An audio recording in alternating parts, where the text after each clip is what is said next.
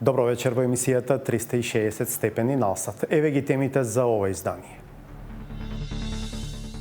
Дали државата ќе остане без седиштето на ВМРО ДПМН како што остана без 17 милиони евра од Трансмет? Слично е, меѓутоа и не е исто.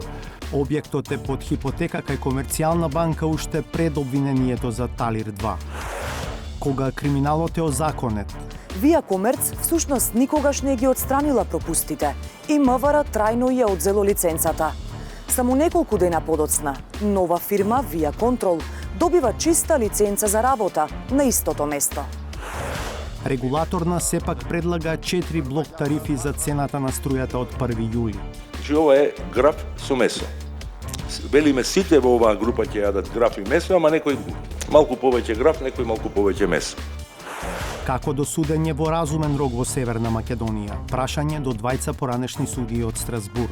My advice would be increasing material and economic means of the administration of justice. Знаете како вели судот во Страсбург, бавната правда е еднаква на неправда. Ве поканувам да останете на алсат и по паузата. Се враќаме за кратко.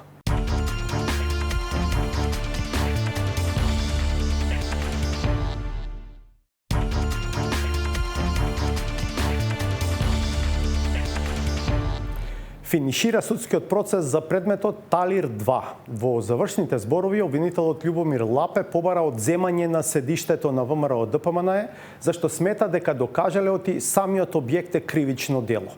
Но дури и судот да одлучи да ја конфискува зградата, се наметнува дилемата. Дали државата, слично како со ненаплатените 17 милиони евра од Трансмет, ќе остане со празни раце? Слично, зашто седиштето на ВМРО ДПМН е под хипотека кај Комерцијална банка од 2016 година, пред покренување на обвинението за Талир 2. Славица Филиповска. Талир е голема сребрена монета кована во раниот модерен период. Кајна се имена предмет на поранешното специјално јавно обвинителство поделен во два дела за финансирањето на ВМРО ДПМН и за изградбата на нејзиното седиште. Судскиот процес за седиштето Талир 2 е во завршна фаза.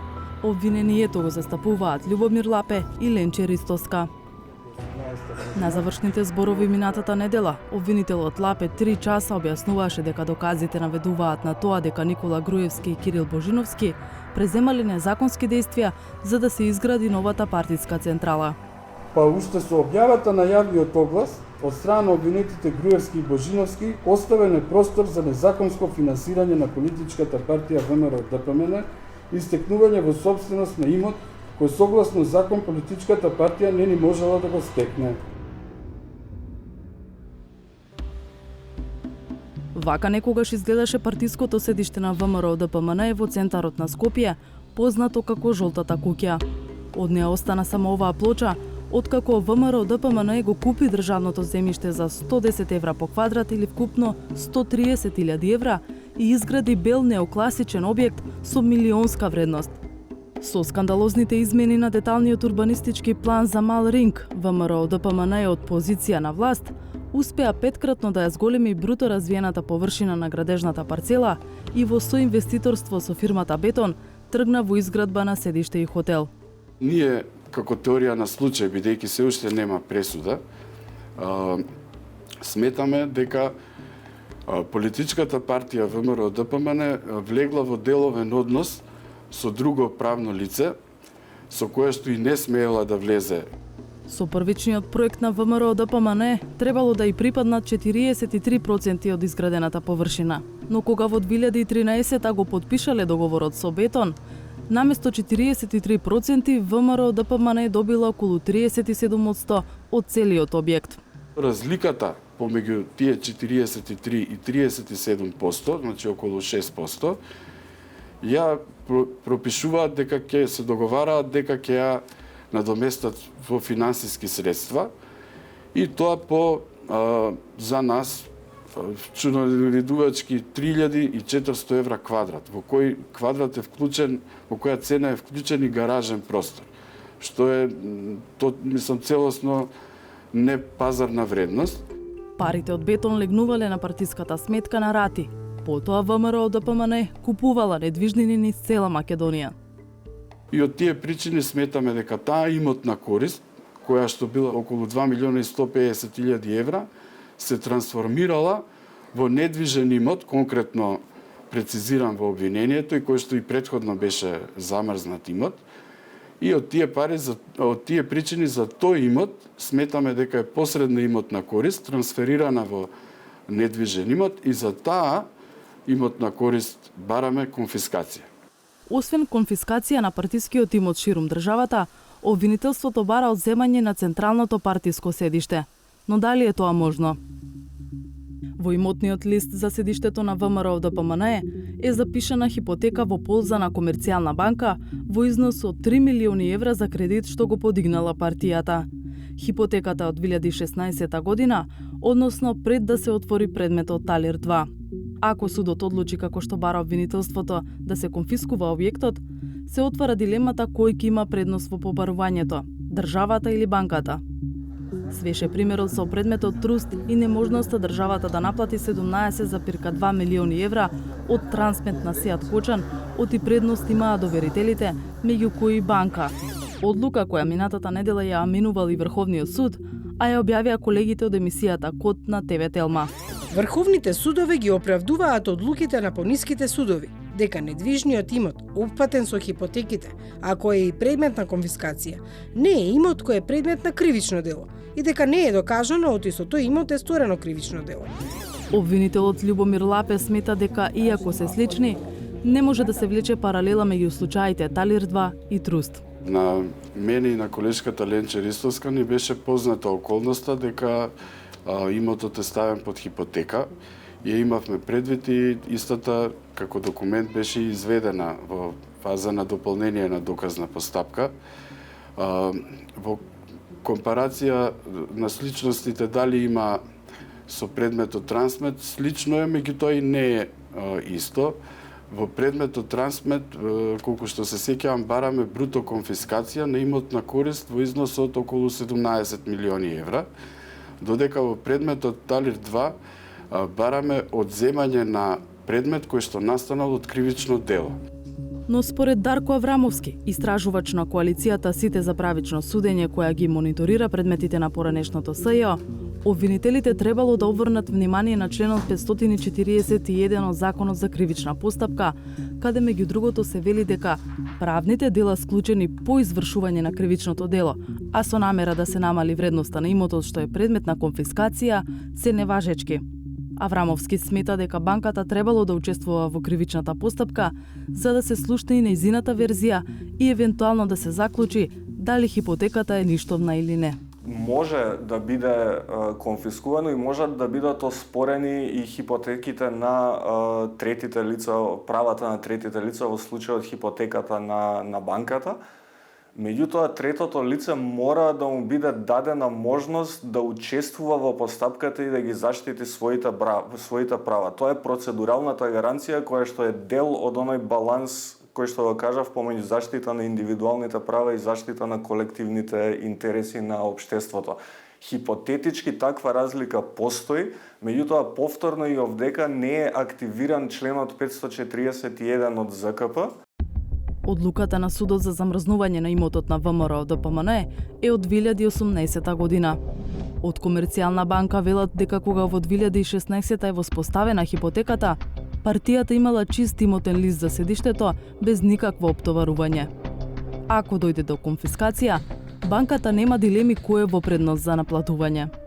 При тоа укажуваме и на начелното правно мислење на Врховниот суд од општата седница одржана на 9.7.2021 година, според кое решението на надлежен суд за привремена мерка со која се забранува отуѓување и располагање со одредена недвижност или подвижна ствар не представува пречка и не може да се смета дека надлежниот извршител постапил незаконито при спроведувањето на извршувањето во постапката за реализација на договорот за залог склучен пред донесените решенија за привремена мерка, кој договор има својство на извршна исправа.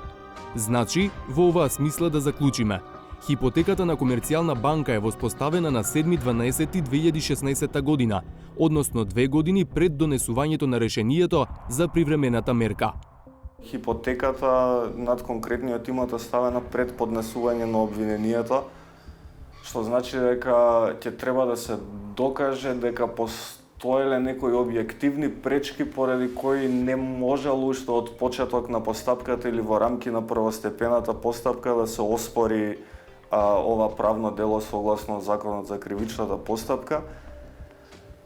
Така што искрено не би знаел како би се одвивала постапката понатаму. Видовме и во рамки на предметот ТРУС дека овие постапки можат да бидат доста непредвидливи и дека можат да излезат разни проблеми во одење практично во постапките, така што стварно не би сакал да шпекулирам нешто повеќе во однос на ова.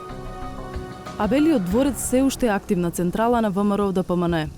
Според обвинението, само влезната врата чинела 8.500 евра. Биле инсталирани и балистички плочи, отпорни на куршуми, дабов паркет од прва класа, фитнес центар и скапа техничка опрема. Актуелниот партиски лидер Христијан Мицкоски пред 4 години изјави дека ако добијат соодветна понуда, би го продале или изнајмиле објектот. Изјава по која СЈО успеа во барањето да го замрзне имотот на ВМРО ДПМН. По однос на ставот на председателот Мицкоски, можам да потврдам дека останува непроменет, дека правдата мора да биде неселективна и треба да важи подеднакво за сите. Но доколку власта цени дека со ова ќе направи штета на ВМРО ДПМН, можам да им порачам дека ВМРО ДПМН не е имотот, ВМРО ДПМН е народот на Македонија.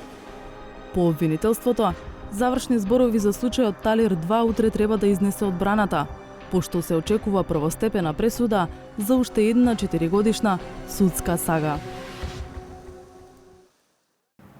Нови моменти во случајот со станицата за технички преглед во село Глумово, општина Сарај, во која на последен технички бил и автобусот на Бесатранс, што изгоре во Бугарија. Повеќе пати досега известувавме дека наместо привремено да ја затвори станицата врз основа на констатираните пропусти, министерот Оливер Спасовски го чувал предлог решението неколку месеци во фиока, а го потпишал 3 дена по несреќата во која загинаа 45 лица. Обвинителството за гонење и организиран криминал неодамна отвори предистрага за ова.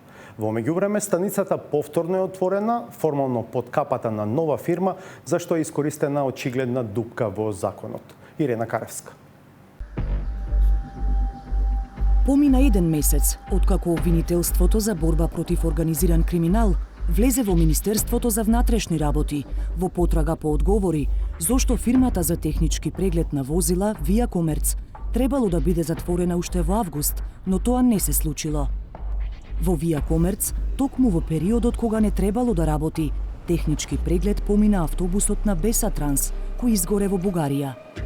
Еден дел од документацијата е одземена од одделот за сообраќај, а другиот дел од одделот за управни работи, кои го изготвиле решението за затварање на станицата за технички преглед. За Via Commerce 360 степени пишуваше уште лани, пред Нова година, а случајот тогаш го испитуваше Скопското обвинителство. Со документи покажавме дека инспектори на МВР предложиле затворање на Via Commerce уште во август 2021 поради серија констатирани недостатоци, а министерот за внатрешни работи го сторил тоа дури во ноември, 3 дена по трагедијата на автобусот во Бугарија, во која загинаа 46 патници. Затоа отвори обвинителството истрага и ќе ги даде резултатите. 360 степени провери што има ново во случајот.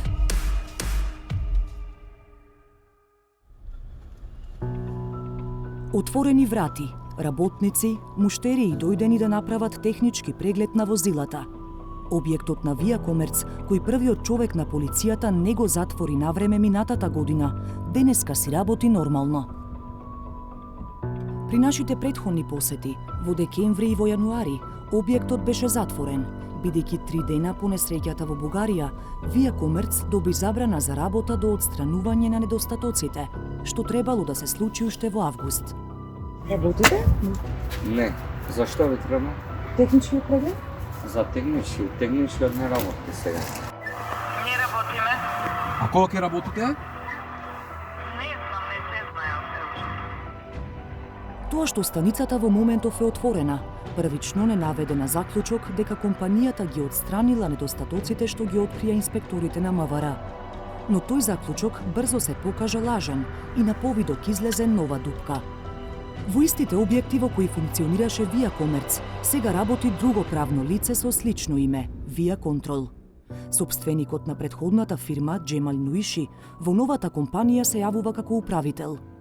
Via Control е основана на 17 јануари годинава, по истекот на рокот во кој претходната фирма, Via Commerce, требаше да ги отстрани пропустите за да продолжи со работа. Како е можно нова фирма да продолжи на старото проблематично место и со истата дејност? Прво прашавме во МВР.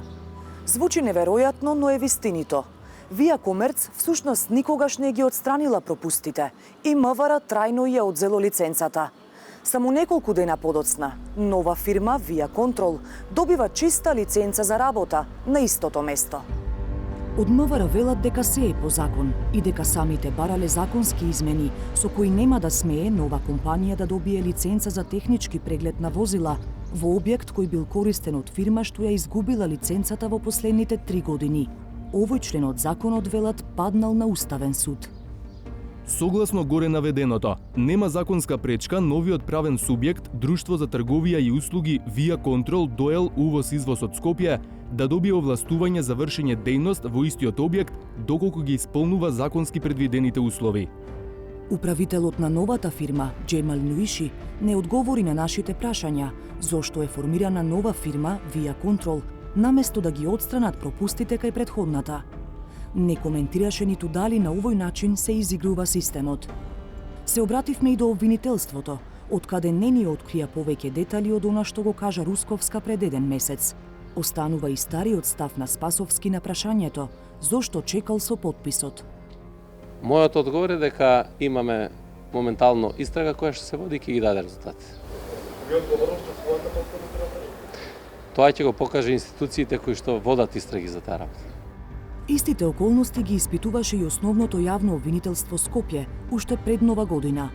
Тие формираа предмет по несреќата во Бугарија за фирмата Беса Транс и постапувањето на надлежните институции. И тој предмет се уште е во работна фаза. Обезбедена е обемна материјална документација која се анализира и сослушани се повеќе лица со цел да се утврдат фактите. Доколку се утврди дека во овој дел е сторено кривично дело, јавното обвинителство ќе постапи согласно своите надлежности и ќе преземе кривичен прогон. Via Commerce стана позната за поголем дел од јавноста по несреќата во Бугарија, кога министерот за внатрешни работи, Оливер Спасовски, информираше дека таму бил направен последниот технички преглед на автобусот и дека не биле утврдени пропусти при прегледот. Истиот ден, кога ја одржа оваа пресконференција, без да ја информира јавноста, Спасовски издал решение за привремена забрана за работа на истата станица. Причините утврдени неколку месеци претходно биле повеќеслојни. Од тоа дека во станицата не се водат потребните регистри на возила на кои им е извршен технички преглед, до тоа дека во контролата учествувале нестручни лица. На овој начин се овозможува во сообраќајот на патиштата да учествуваат технички неисправни возила, односно возила кои може да представуваат опасност по безбедноста на сообраќајот на патиштата. 360 степени откри дека овие пропусти биле констатирани многу порано, пред да и биде ставен клуч на станицата. Надзорот всушност бил спроведен уште во август, а на 25 истиот месец надлежните служби на МВР изготвиле предлог решение за забрана за работа на станицата. Но Спасовски не го потпишал решението, па станицата за технички преглед продолжила со работа. Во меѓувреме, на 5 октомври, во станицата поминал технички преглед и автобусот на Беса Транс, кој изгоре во Бугарија на 23 ноември. За тајмингот и околностите во кои што беше затворена станицата за технички преглед Via Commerce, првпат објавивме кон крајот на декември 2021 година. Од тогаш до денеска, од МВР не добивме конкретен одговор, зошто решението за привремена забрана за работа на станицата 3,5 месеци се чувало во фиока. Најголем дел од домакинствата, поточно 87%, ќе плаќаат помали сметки за струја од 1 јули. Така барем велат од Регулаторната комисија за енергетика, од каде денеска го презентираа долго најавуваниот предлог според кој оние што трошат помалку ќе плаќаат поевтино, а оние што трошат повеќе поскапо. Кој колку точно ќе плаќа ќе се одредува според потрошената електрична енергија меѓу 7 и 22 часот. Се предлагаат 4 гранични вредности, односно 4 тарифни блока. Сала на 5-тиот кат во зградата на Стопанската комора на Северна Македонија беше местото на главниот настан денеска. Сите го чекаа предлогот на регулаторната комисија за воведување блок тарифи при пресметката на цената за потрошена електрична енергија, по принципот тој што троши повеќе и да плаќа повеќе. Имаме предлог да се оди со 4 блока, блокови кои што се однесуваат само на потрошувачка во висока дневна тарифа. Според предлог моделот на регулаторот, цената ќе зависи од потрошувачката само за делот од сметката што се однесува на високата, скапа тарифа. Потрошената струја до 210 киловат-часови за 30 дена, секое домаќинство ќе ја плаќа по една цена. Според кажаното, кога би се вовел моделот сега, таа цена би била пониска од актуелната за струјата во скапа тарифа. Цената на скапата струја од 210 до 420 киловат-часови, односно вториот блок, ќе се наплаќа во втора цена, која би била минимално пониска од актуелната. Потрошената струја од 420 до 630 киловат-часови ќе се наплаќа по трета тарифа, односно ќе влезе во третиот тарифен блок. Не е јасно колку би чинела, споредено со актуелните цени. Четвртиот блок, односно четврта цена на електричната енергија, ќе се наплаќа за се што е потрошено над 630 киловат-часови, меѓу 7 и 22 часот. Оваа цена ќе биде како и пазарната, односно околу 15 денари за киловат-час, наспроти сегашните 7,32 денари за киловат-час во скапа тарифа.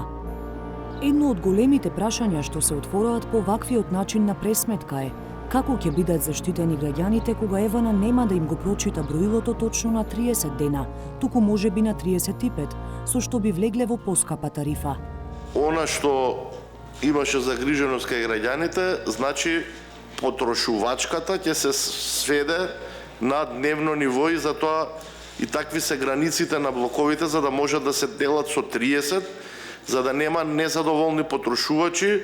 Од аспект кај мене подолго време не е прочитано, па ќе влезам во блок со повисока цена, значи тој проблем ќе биде избегнат, поради тоа што ако читањето е 35 дена, првиот блок наместо 210 ќе биде 245 киловат-часови. Така да тој проблем ќе биде разрешен. Регулаторот ги кажа тарифните групи, но не и потенцијалните цени, споредено со сегашните. За сега останува само да се верува на тврдењата дека ако овој модел бил на сила сега, со актуелната цена на струјата, најголем дел од домаќинствата би плаќале помалку. Конечно, она што е најбитно, со имплементацијата на овие блокови, кај 87% од домаќинствата во зимските месеци ќе имаме намалени трошоци за електрична енергија, кај останатите ќе има зголемени трошоци на електрична енергија и токму тоа е поентата на воведувањето на блок тарифите, е да се испрати сигнал до потрошувачите кои што многу трошат да ја намалат својата потрошувачка и да инвестираат во енергетски ефикасни уреди и начини на грејење со електрична енергија. Додека во летните месеци кај 92% од домаќинствата ќе имаме намалени трошоци за електрична енергија. На јавната дебата беа презентирани и модели на тарифни блокови изработени од ФЕИТ и од Машинскиот факултет. И во двата случаи симулациите покажаа намалување на сметките кај поголем дел од потрошувачите, некаде символично, некаде значително. Цените за домаќинствата и малите потрошувачи ќе бидат дефинитивно пониски од пазарните. Се разбира, цените ги диктира нити регулаторна комисија, ги диктира тендерот што универзалниот снабдувач го распишува за набавка на електрична енергија. При актуелните цени голем дел од домаќинствата би имале помали сметки отколку според постојниот тарифен систем. За голем дел од потрошувачите сметките не би биле значително различни, се разбира под услов да не се покачи цената на електричната енергија, што воопшто не е реално. Но во еден од моделите што не помина добро кај регулаторот, беше предложено изголемување на цената на ефтината тарифа во однос на цената на скапата. Тој однос 2:1 е воспоставен 70 и некоја година, кога во СФРЈ производството на електрична енергија беше главно од термоелектрани, па и во кај нас, особено од кога влегува во блоковите во Битола, и техничките минимуми на електраните беа такви да ноќно време, особено Битола 3 кога влезе во погон 87-88 година, имавме вишоци од стотици мегавати во нашиот македонскиот систем, и тогаш природно било со цени 2:1 да се стимулираат луѓето, да сега тоа не може да се направи. Дел од присутните експерти се пожалија дека анализите не им биле доставени пред трибината, за да можат да се подготват со предлози и забелешки. Сепак, не се воздржаа да посочат на одредени аномалии. Професорот во пензија, Константин Димитров, праша што со домаќинствата каде под ист кров и со едно броило живеат повеќе луѓе, но и што со оние што немаат друга опција, освен да трошат многу струја. Дури градот Скопје и држава дава субвенции да се купуваат малите топлински пумпи, кои што комерцијално ги нарекуваме инвертори, клими или кој како сака, но се работи за мали топлински пумпи. И сега одеднаш тие ќе бидат на определен начин казнети, затоа што ги изфрлиле, што ги има печките на дрво, ќе преминуваат на електрична енергија, ќе трошат поголема количина на електрична енергија наместо у претходниот случај. Презентацијата на моделите и евентуалното намалување или зголемување на сметките беше симулирано на актуелните цени. Сосема друго прашање е најавеното поскапување на струјата. Професорот Талески и регулаторот Бислимовски рекоа дека со новиот тарифен модел сепак секое идно покачување на цената на електричната енергија ќе влијае помалку за оние што се во првиот и вториот блок, отколку што е во моментов со актуелниот систем. Овој модел вели вака: секое идно покачување ќе влијае помалку за оние што се во првиот и во вториот блок, отколку што се овие.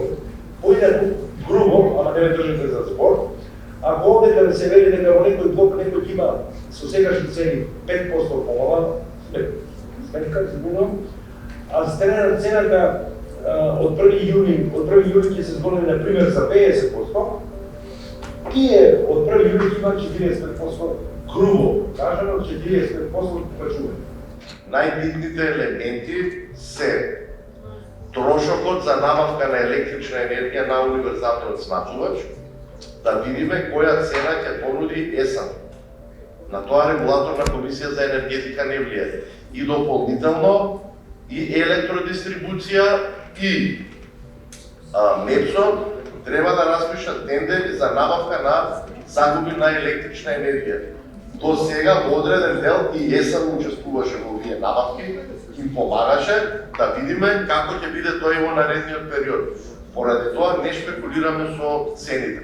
Кога ќе бидат завршени овие тендери, многу едноставно ќе се знаат и крајните цени.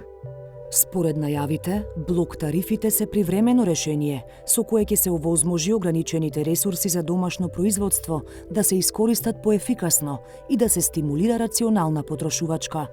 Дебатите за крајниот изглед на моделот ќе продолжат. Промените во тарифите се очекува да стапат во сила од јули или август. Како до судење во разумен рок во Северна Македонија е темата на која Александар Димитриевски разговара со двајца поранешни судии од Страсбур, шпанскиот Луис Гера и македонската сега врховна судика Мирјана Лазарова Трајковска.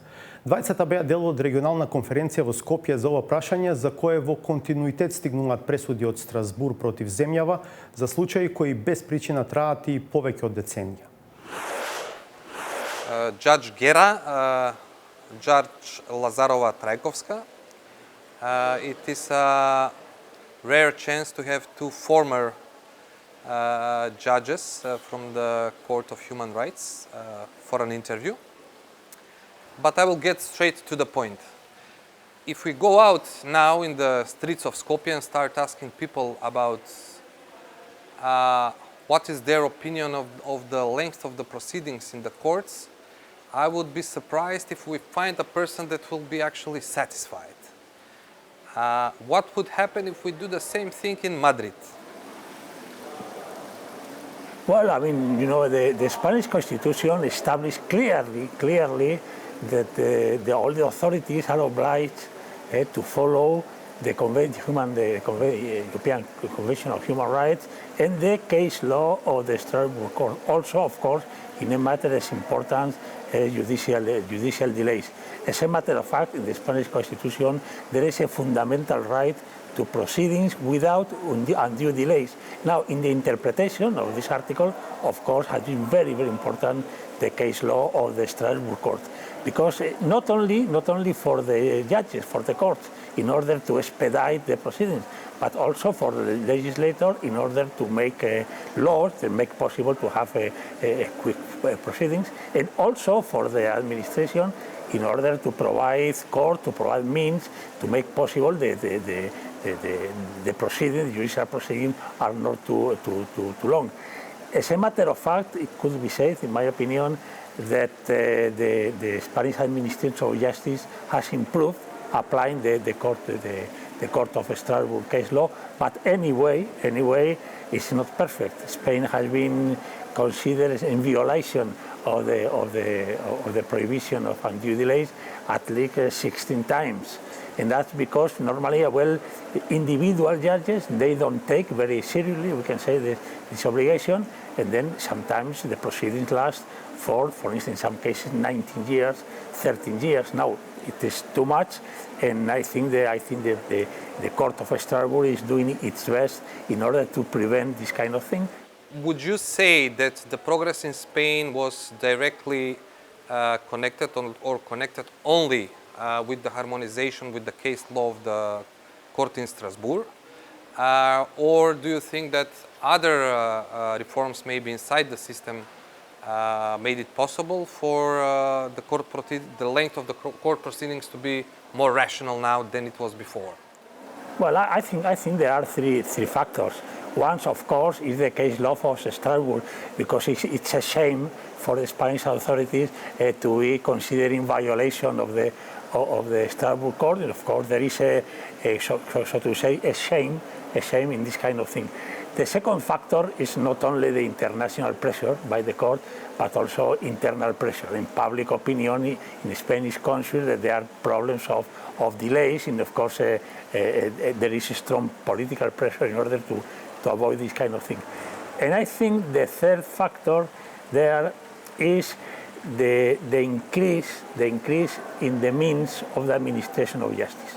So I would say that all in all, in the last, let's say, 10, 15 years, a progress has been evident in general, not only in Spain, but in general, all countries. I must say that I was here in Macedonia like 12 years ago exactly on this kind of thing, and then, well, this difference of time, maybe for the people living in Macedonia, they don't notice it, but when you come from outside, you can see that really things are getting better. Do you have an advice for North Macedonia? If it has to take at least one step, what would be that step so that the length of the proceedings could shorten, could be more acceptable? No, for me, I think it's important, I must say, the means of the administration of justice, material and economic means. I mean, it's very interesting to look which percentage of the budget is dedicated to justice in comparison with other important things, education, security, defense, and so on. So, if I have to give an advice, my advice would be increasing material and economic means of the administration of justice. Судија Лазарова Трајковска, прогресот за кој што зборува вашиот колега е забележан и од Европската комисија во последниот извештај. Се забележува односно забрзување или расчистување на старите случаи пред судовите, дури оние по стариот закон за кривична постапка. Но дали сметате, особено поради вашето искуство во Страсбург, дека сме близко до некој прифатлив стандард на должина на судење? Секогаш може подобро. Мислам дека се уште долго траат постапките пред македонските судови, особено пред управните судови и пред граѓанските судови. Тоа го покажуваат и статистиките пред Врховниот суд во однос на барањата за заштита на правото за судење во разумен рок. Нашите, како што спомнав, статистики пред Врховниот суд покажуваат дека најголем број од постапките поврзани со долгото траење се поврзани токму со управните постапки, па овде ќе ги спомнам предметите поврзани со денационализација, кои траат неприфатливо долго, 15-16 години, предметите поврзани со постапки за граѓаните пред Фондот за здравствено осигурување, пред Фондот за пензиско осигурување и како што можете да видите, во прашање се постапки кои што се од суштинско значење за животот на граѓаните, а траат неразумно долго. Истото е поврзано и со граѓанските постапки. Недопустиво е постапки за стечај да траат по 16, по 17 години и да не се завршуваат, да се чека да стигне решение од Врховниот суд со кое се наложува да се заврши постапката во одреден временски рок. Од една страна го имаме механизмот каде што оштетената странка се обештетува со одредена сума доколку е вклучена практично во судење чиј разумен рок е надминат, да кажеме. Но тоа се чини како единствена казна во нашиот систем. Дали постојат и други модели или други чекори кои што може да придонесат за самите суди и да не се доведуваат во таа позиција и кој е механизмот што нив ги тера да не ги оставаат овие предмети да траат? Знаете што нашиот правен лек покрај исплатата на нематеријален надомест како некаква сатисфакција кон барателот за долгото траење, утврдува и можност Врховниот суд да наложи на судот пред кој се уште трае постапката во одреден временски период да ја заврши таа постапка. И тоа е механизам по кој Врховниот суд посегнува во предметите за неразумно траење. Од друга страна, предолгото водење на постапките и утврдување на вина кај судијата кој што е водел постапката представува основ и за негова одговорност пред судскиот совет.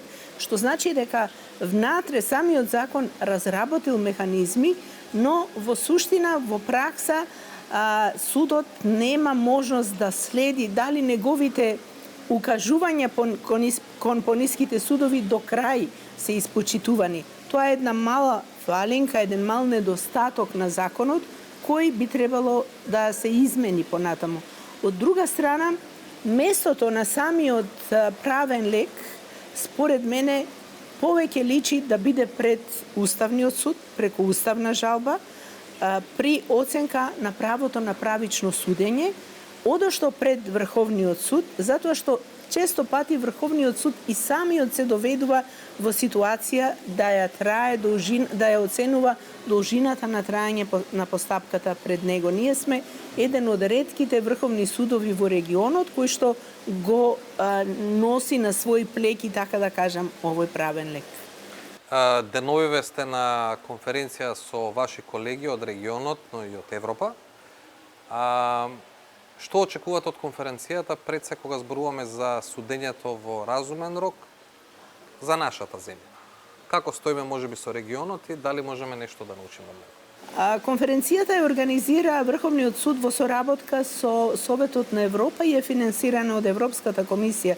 И тоа самото по себе зборува дека интересот и на Европската комисија и на Советот на Европа е Македонија да ја види како ги развива правните лекови кои ќе стојат на услуга на граѓаните и кои што всушност ќе значат реформа на судството на некој начин од внатре, затоа што знаете како вели судот во Страсбург, бавната правда е еднаква на неправда. Значи, преку постапките за разумното траење во граѓанско, кривично или во управно како материја, вие како на огледало ја отсликувате состојбата на судскиот систем во една земја.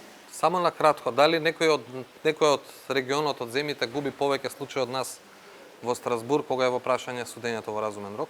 Дали сме ние најлоши или има и полоши од нас? Не сме најлоши, затоа што ние имаме ефективен правен лек, значи судот во Страсбург преку одлуката на Аџиспирковска против Република Македонија во 2011 година, правниот лек пред Врховниот суд го прогласи за ефективен правен лек. Не сме најлоши во регионот дефинитивно, меѓутоа можеме да бидеме и подобри од ова до сега. Judge Lazarova Trajkovska, Judge Gera, thank you very much for your time. It was a pleasure. Тука правиме уште една пауза, по неа е новата саботажа.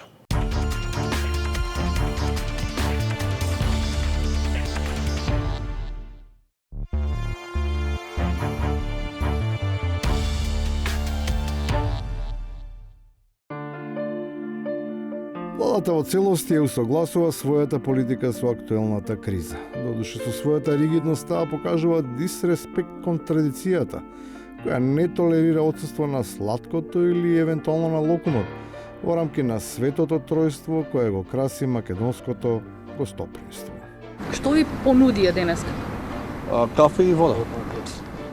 Кафето изгледа и мало горчлив вкус, но тоа не значи дека не може да се заблажи, за разлика од тоа што му беше сварено на довчерашниот прв човек на НСД.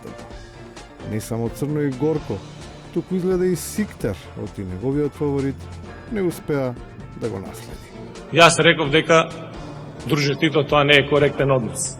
Кога сме кај коректноста, таа веројатно секогаш се сервира со задоцнување. Затоа и јавноста умее да процени искреноста на тие што имале толку многу можности, а не сториле ништо. Очекуваат нивното зехераштво и натаму да биде карактеристика за водењето држава. Како и многу пати, Бранко Црнковски не ги разбира работите. Како и секогаш повторно манипулира, има голема хипокризија кога човек кој е одговорен за ова ден, еден од луѓето кои се одговорни за ова денеска што ни се случува во општеството, на економски и општествен на секој план, да морализира на таков начин. Нема нешто поодвратно во македонското општество. Токму таквото однесување наликува на состојбата во општеството, каде секој знае се, каде сите се мудри и паметни, ама се завршува со полемика која нема никаков ефект. Туку само покажува дека ништо не е водено од разумот, туку од атмосферата. Нели кај нас сите знаат се, експерти. Па не баш сите, ама еден добар дел од граѓаните знаат и како се игра ракомет, како се гаснат пожари. Што сте по занимање, поранешен инфектолог, моментално сум воен аналитичар. А тие аналитичари за се нешто ја окупираат јавната сцена. Иако е сосем известно дека ниту самите не знаат што зборуваат, што помалку што сакаат да кажат. Ама важно е дека за нив секогаш има простор. Ето тоа е проблем. Ама тоа е принцип. Тоа е принцип како да тоа. Како? Јас за тоа бев напишал пошто ми еве сега тоа. Значи 3, те не се 3, те се многу повеќе. Ама наши идиотизми. И на крајот, во таков амбиент, природен е впечатокот дека некому на вистина му се дозволува да биде решавачки. Фактор X. Ако Елех не ти одлучи дека треба да има избори, ќе има избори. И тоа е толку едноставно. Нема ништо поедноставно од избори. Проблем е што никогаш ништо не е толку едноставно како што се ветува, откако тие ќе се случат. Толку за вечера. Благодарам што бевте со нас. Се гледаме повторно в петок од 22. Пријатно.